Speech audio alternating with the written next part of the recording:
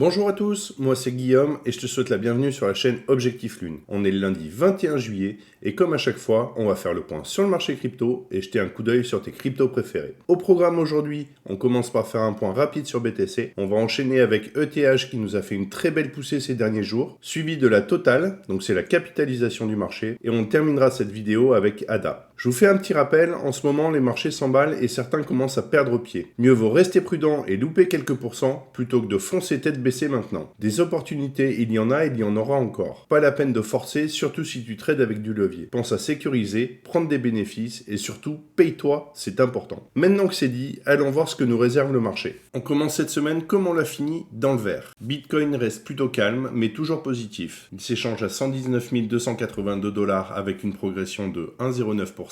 Ethereum tourne autour des 3 787 $ avec une progression de 3,21%. Solana envoie du lourd avec une progression de 6,69% et s'échange à 189,99 $, pour pas dire 190. XRP avance tranquillement avec une progression de 3,68% et s'échange à 3,57 $. Et Doge, comme souvent, explose avec une progression de 8,64% et s'échange à 0,27 $. Pour ceux qui veulent passer à l'action ou simplement tester une autre plateforme, chez Objectif Lune, on travaille avec Bitoonix. En passant par le lien en description, tu profiteras de 10% de réduction à vie sur tes frais de trading. Et on enchaîne tout de suite avec le graphique du Bitcoin. En D1, la tendance reste clairement haussière. On le voit ici sur notre droite de tendance, qui pour le moment n'a pas été cassée. Donc pas d'inquiétude de ce côté-là. Nos targets n'ont pas bougé. On est toujours sur les 131 546 et les 166 795, avec une zone best price sur les 147 060 et les 153 334. Et on peut voir que nos targets sur les plus petites unités de temps rentrent en corrélation avec la target long terme. On a toujours notre divergence ici qui est en place sur le prix et sur le RSI, et que potentiellement un dernier plus haut dans la zone ici est possible. On manque un petit peu de données et d'informations, donc ce que je vous propose, c'est de passer directement sur le H4. Sur cette unité de temps, on peut voir qu'on est venu chercher 3 fois le pivot baissier. Donc à chaque fois, on est venu lui chatouiller les moustaches, ce qui veut dire que ça travaille fort dans cette zone. À l'heure actuelle, soit le RSI vient casser le pivot haussier, et dans ce cas-là, on pourrait aller chercher directement notre target, donc notre dernier plus haut, sur les 121 728 et les 124 980, avec une zone best price sur les 123 60 et les 123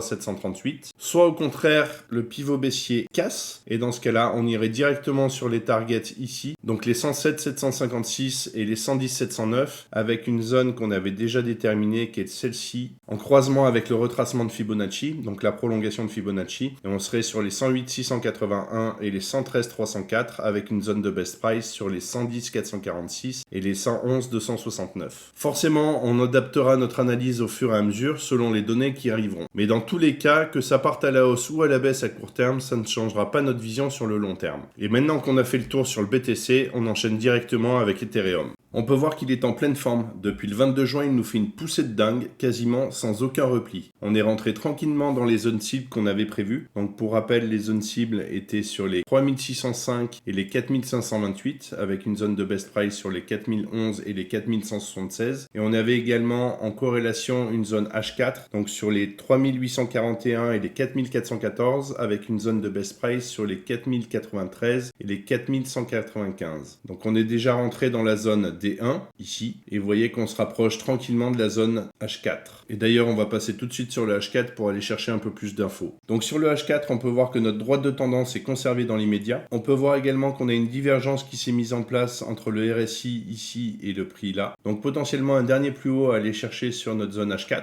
Donc pour rappel, on reste prudent et on pense à prendre des profits, puisqu'une correction pourrait survenir. Donc dans un premier temps, on pourra avoir une correction qui s'effectue sur la hausse initiée depuis le 15 juillet. Donc on pourrait retracer sur la zone des 3379 et des 3274. Si le RSI venait à casser le pivot par le bas ici, on aurait une correction de l'ensemble du mouvement initié depuis le 22 juin. Et dans ce cas-là, on pourrait aller chercher la zone suivante, c'est-à-dire la zone des 2968 et des 2766. Bien évidemment, si on vient toucher ces targets, ça ne remettra pas en cause la tendance haussière sur le long terme. Bref, on attendra un peu plus de signaux pour confirmer tout ça et on affinera nos zones au fur et à mesure du temps. Si tu aimes ce type de contenu et que ce n'est pas encore fait, je t'invite à liker, à t'abonner à la chaîne et à activer la cloche pour ne rien manquer de mes futures vidéos. Tu trouveras tous les liens nécessaires juste en dessous dans la description. Et on enchaîne tout de suite avec les annonces macroéconomiques de la semaine. Allons voir à quelle sauce nous allons être mangés. Côté économie cette semaine, on va avoir pas mal de choses qui peuvent secouer les marchés. Mardi 22 juillet, c'est Jérôme Powell, le boss de la Banque centrale américaine, qui va prendre la parole. Comme à chaque fois, dès qu'il parle, ça peut faire bouger le marché dans un sens ou dans l'autre, donc prudence à ce moment-là. Mercredi 23, on aura les chiffres des ventes des maisons aux États-Unis, donc le marché attend plutôt des mauvais chiffres, ce qui pourrait peser un peu sur le moral des investisseurs. Jeudi 24, c'est la grosse journée, on a les chiffres du chômage US, on va voir s'il y a plus ou moins de demandes d'aide, c'est un bon indicateur pour savoir si l'économie va bien ou pas. On a les chiffres sur la santé des entreprises, autrement dit, est-ce que l'économie tourne toujours à plein régime ou est-ce qu'elle commence à ralentir?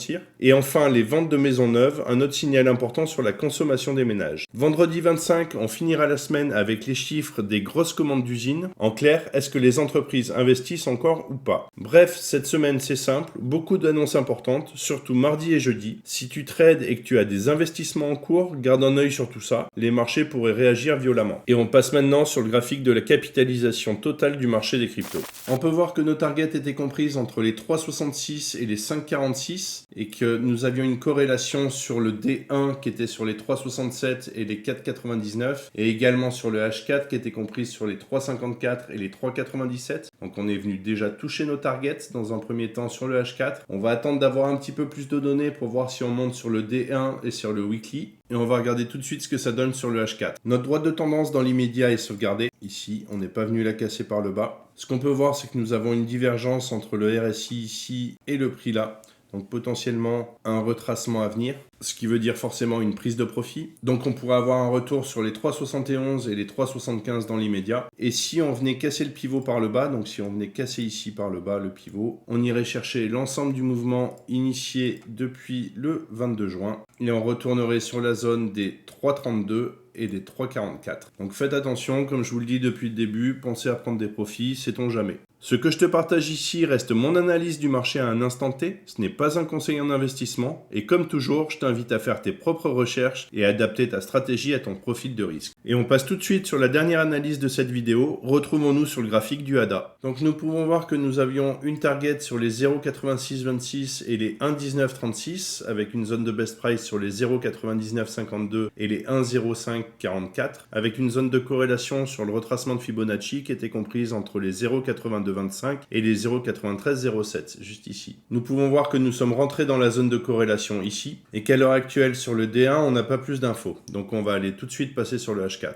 Donc ce que nous pouvons voir dans un premier temps, c'est que nous avons une divergence qui est en cours, notre divergence sur le RSI et notre divergence ici sur le prix, qu'à l'heure actuelle, pour qu'on puisse continuer à la hausse, il faudrait qu'on vienne casser le pivot ici, ce qui n'a pas l'air d'être le cas, sachant qu'on a fait un dernier plus haut ici, là. Potentiellement, on pourrait avoir un retracement à ce niveau-là sur les 0,7777 et les 0,7993. Et si on venait casser par contre le pivot ici par le bas, dans ce cas-là, on entendrait une correction de l'ensemble du mouvement haussier initié depuis le 22 juin. Et on irait chercher du coup ces zones-là, donc sur les 0,6363 et les 0,6814. Rien de plus à dire pour aujourd'hui sur ADA. Si toi aussi tu veux que j'analyse ta crypto, n'hésite pas à me laisser le nom du token directement dans les commentaires. On se retrouve très bientôt pour une nouvelle vidéo. D'ici là, je te souhaite une excellente semaine et comme toujours, prends soin de toi et de tes cryptos. Ciao!